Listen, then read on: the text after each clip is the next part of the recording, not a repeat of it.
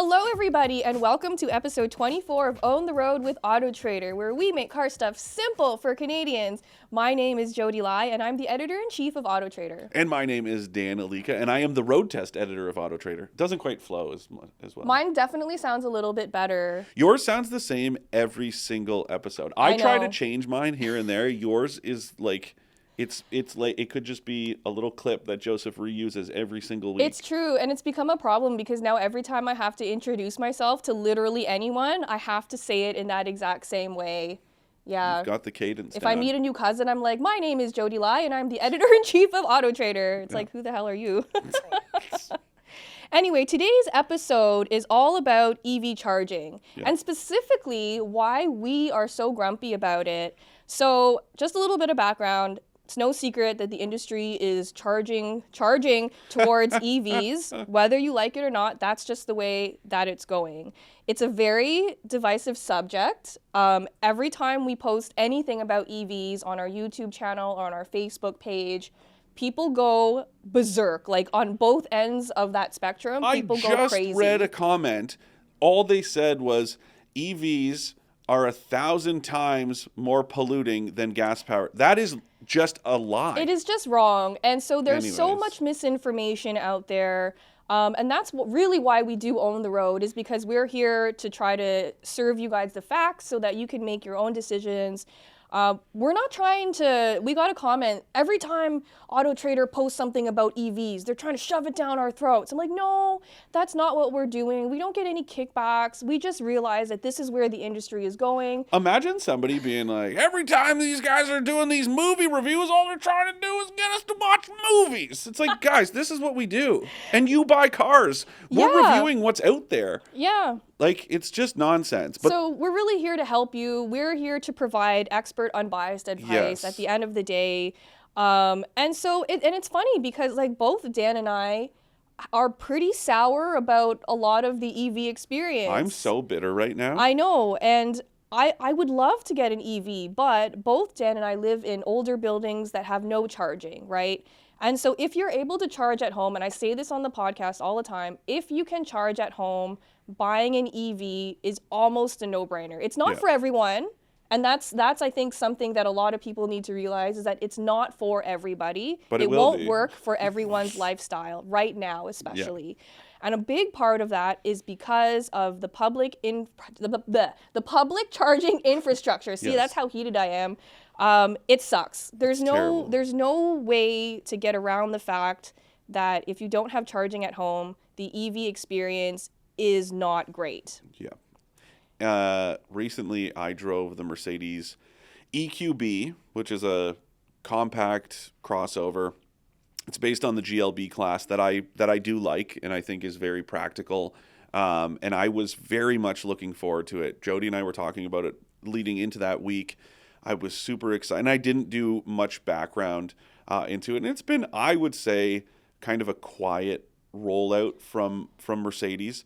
So I didn't really do too much digging into what the vehicle, as far as range. But we were excited about it because we were like, oh, here's this, it's a good size EV from a popular automaker in a popular body style in a popular segment. Yeah. So, we had high expectations for it. Yeah. And then I picked it up and just, the range. So the official range estimate for it, I think, is like right around 360 kilometers, which isn't very good, in my opinion.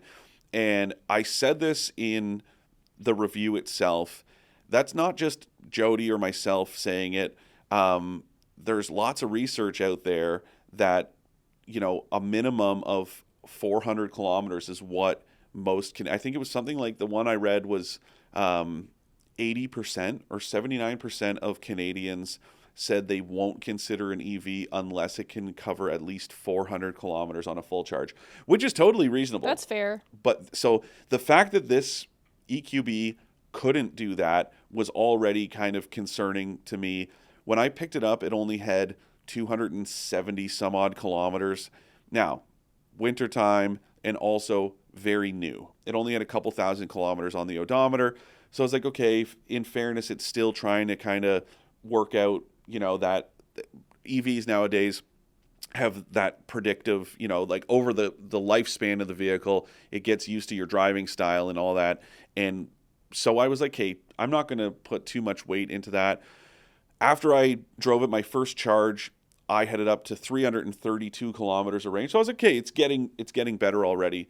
But my charging experiences all week long were absolutely like hair-pullingly, I'm going to scream in a parking lot with no one else around.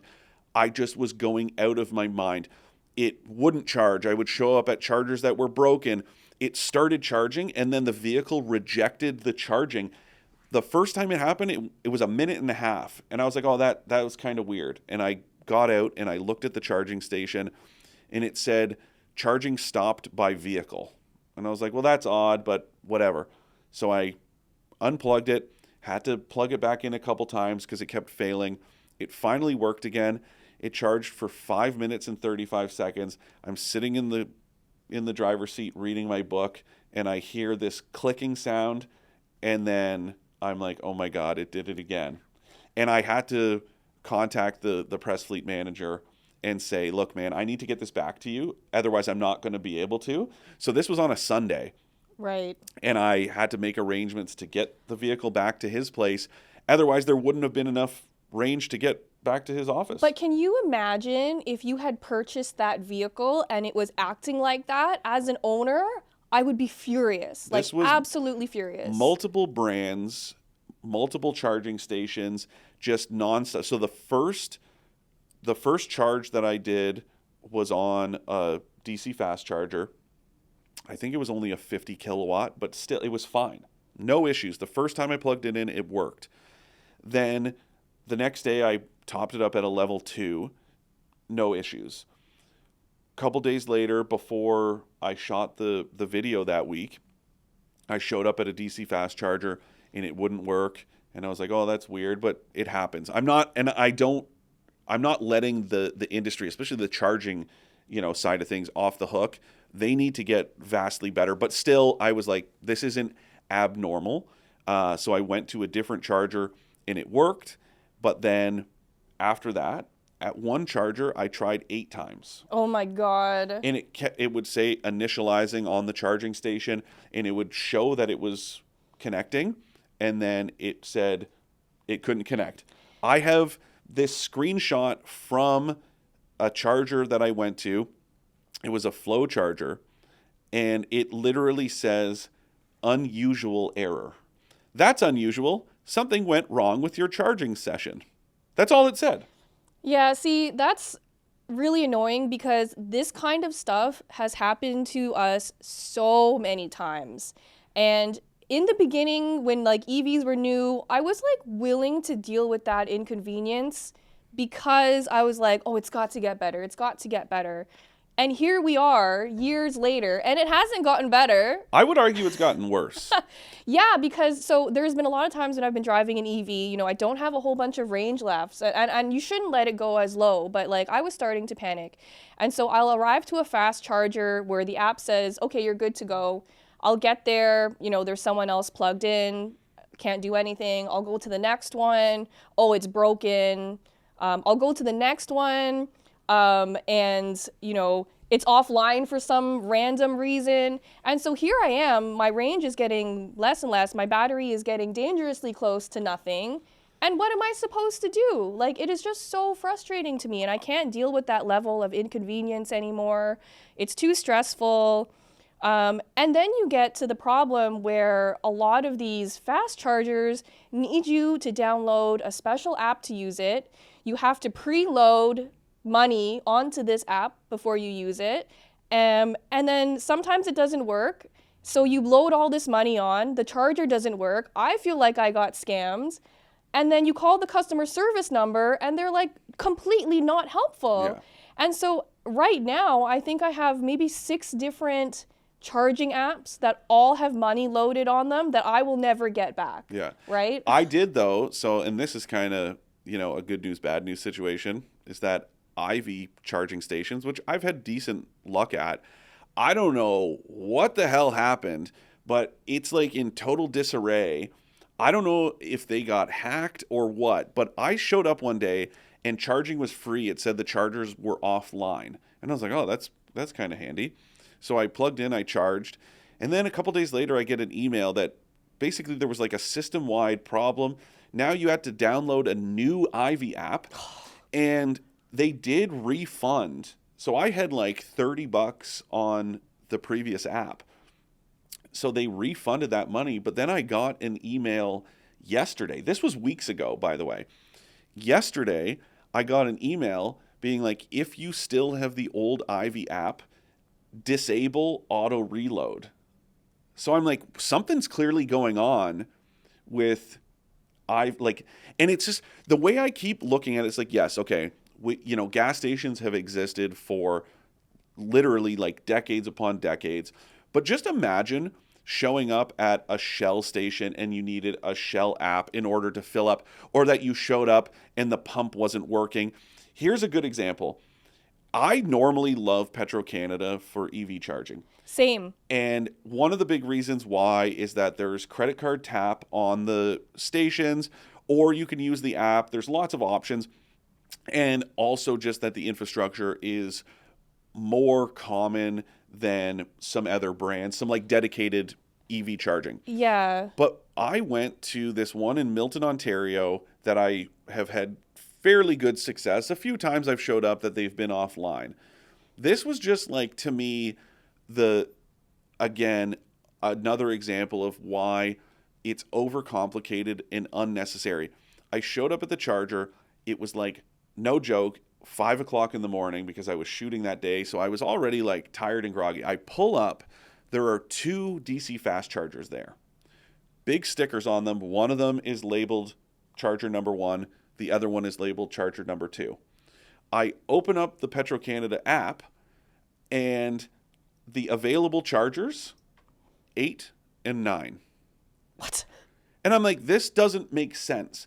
I close the app. I open it again. I make sure I'm looking at the right. I was like, I don't know, maybe the geolocation is off. I look. No, I'm at the right place. There's no charger 8 or 9. So then I'm looking at it on the app, and I'm like, hey, 1 is on the left, 2 is on the right, 8 is on the left in the app, 9 is on the right. I'm like, I'm just going to gamble that 9 is 2, and nope, guessed wrong. So then I had to like stop that session and go to and move the vehicle so I could plug into the next one. Once again, imagine pulling up at a gas station and having to guess which gas pump that you were going to. Will magically work. It is ridiculous. Yeah. And then the other problem, as much as I love Petro-Canada, I was really resistant of using any EV apps in the early days. So I went to Petro and I decided to plug in and tap. So I did, and it was however much, tap my credit card, and then I went to go inside to get a receipt so I could expense it. It was a work expense. And the guy was like, oh, sorry, our chargers, like, they're not connected to our system.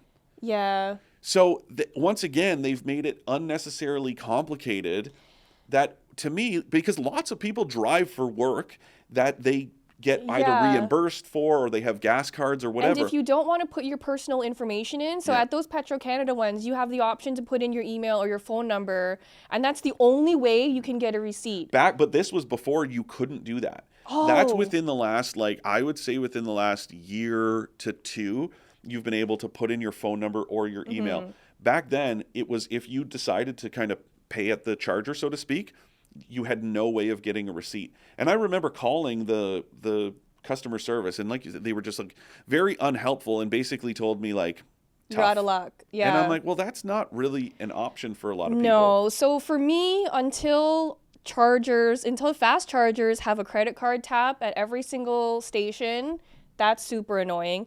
If like the tire compressor has a tap, I don't understand why an EV charger can't have a tap. Like, it is just so frustrating. And also, I think we need to say, we've talked a lot about the pressure on the auto industry to push EVs, right? This is like, a government mandate. And I will bring it up in connection to Toyota Canada has voiced many times that, it's a kind of single-pronged approach. Toyota Canada does not agree with the government zero-emission mandate that is targeting 2035 100% new vehicle sales will be electric. That's fine.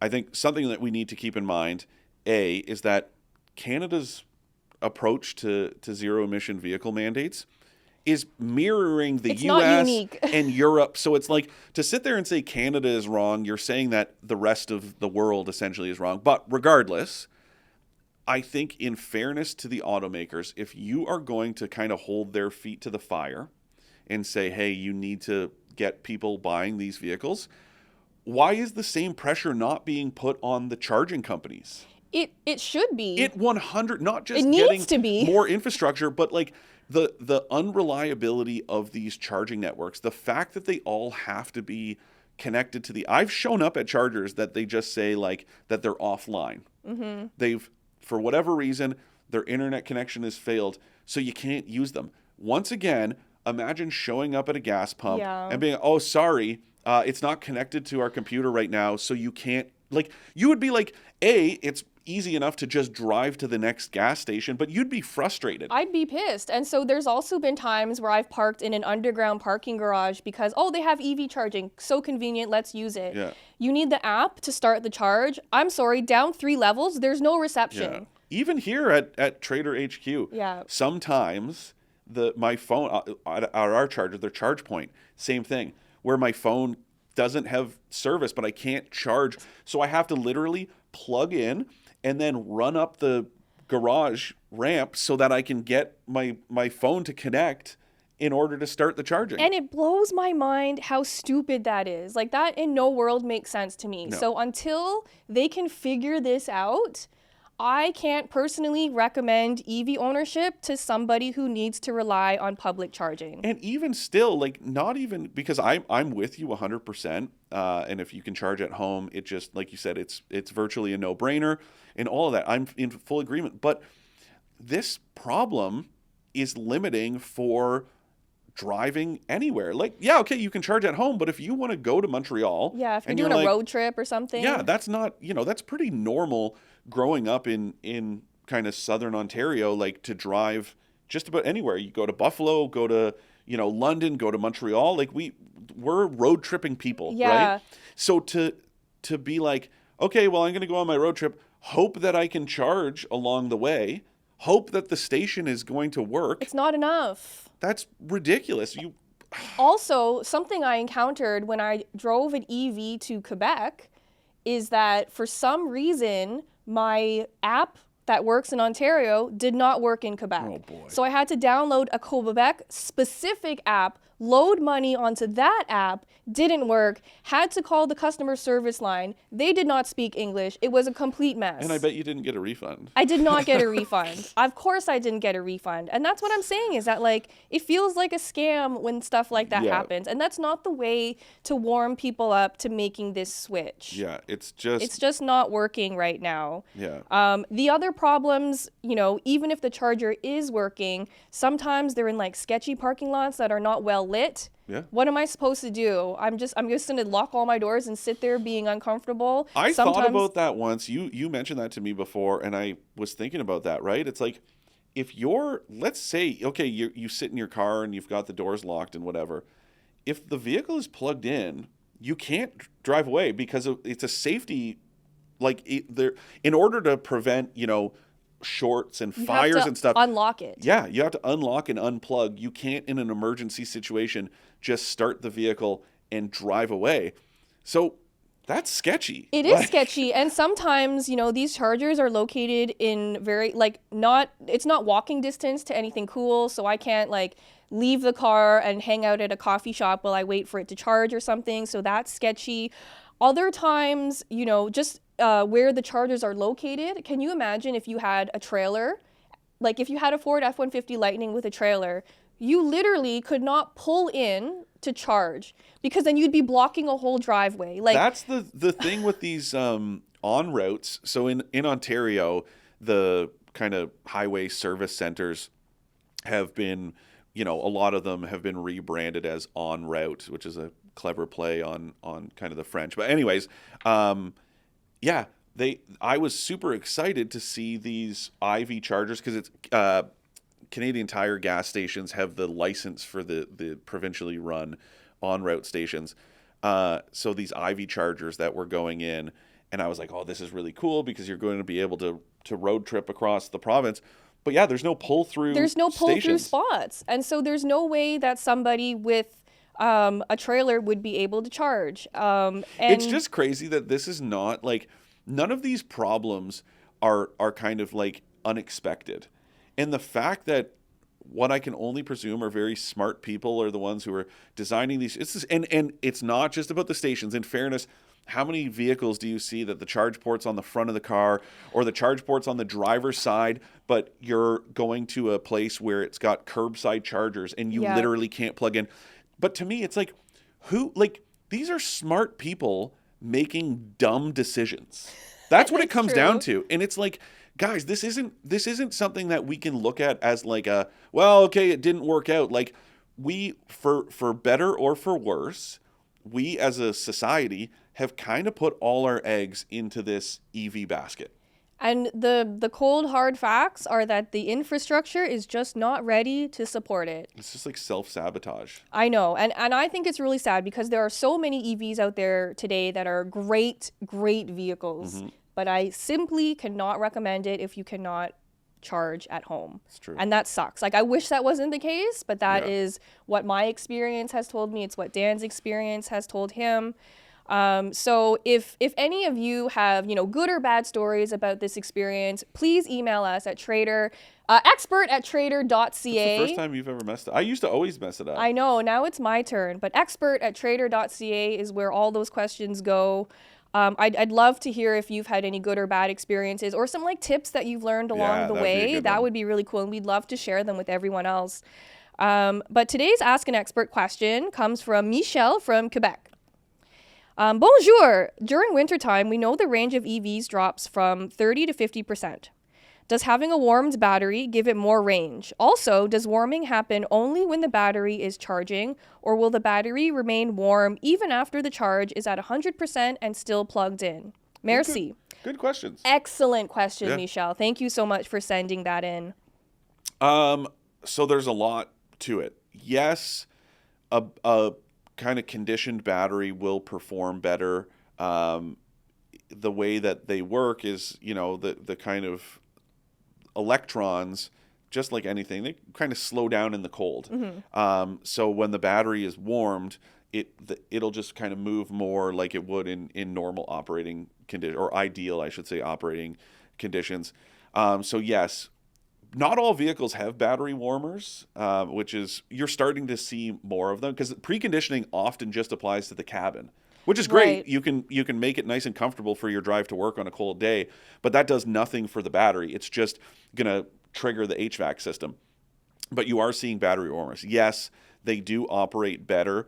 That 30 to 50% loss can be true. I've seen some vehicles do less than that.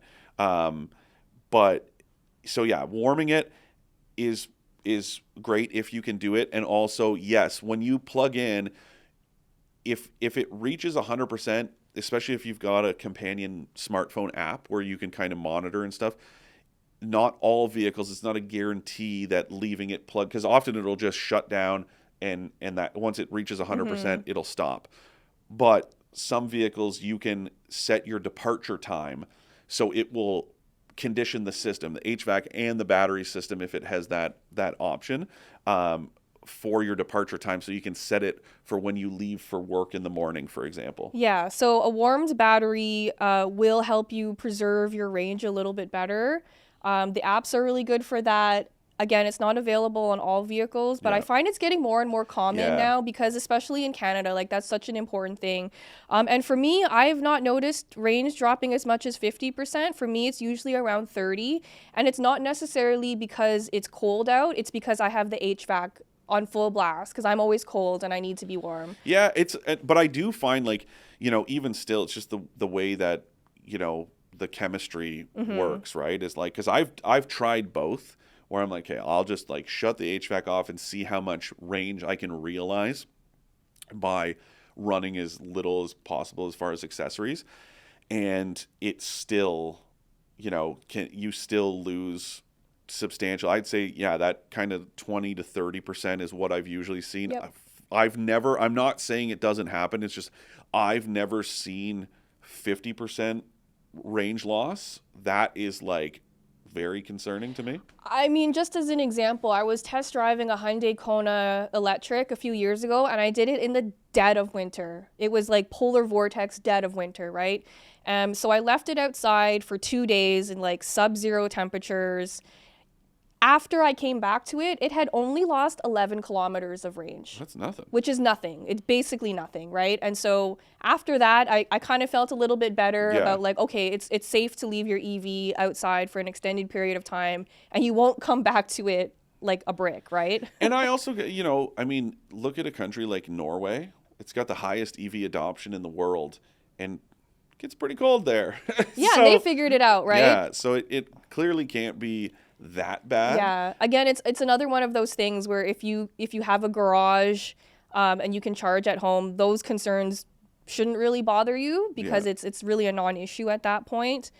But the other thing that a lot of cars can do now is if you're on the way to a charger, you can tell your car, I'm about to charge, precondition my battery. I wouldn't say a lot of cars. I've only seen that on a few. Luxury EVs do that. Yeah, like Porsche was really big but that was a new, like when the Taycan, for example, came out, it did not have that feature. It was last year, so for 2022, this kind of preconditioning. And I guess it's sort of not unfortunate, but it is very specific.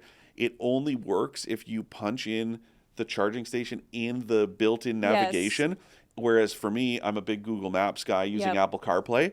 It doesn't do the same. You have to use this very specific setting in the Porsche Connect system. Yeah. So not ideal, but it is cool that it will optimize it for charging. Yeah, and I think that's only going to get better with time too, and that's something that you can change, like with OTA updates and whatever. I think that'll eventually become much more common, and that'll trickle down to more affordable EVs as well. Agreed. So thank you, Michelle, for your question. That was a great question.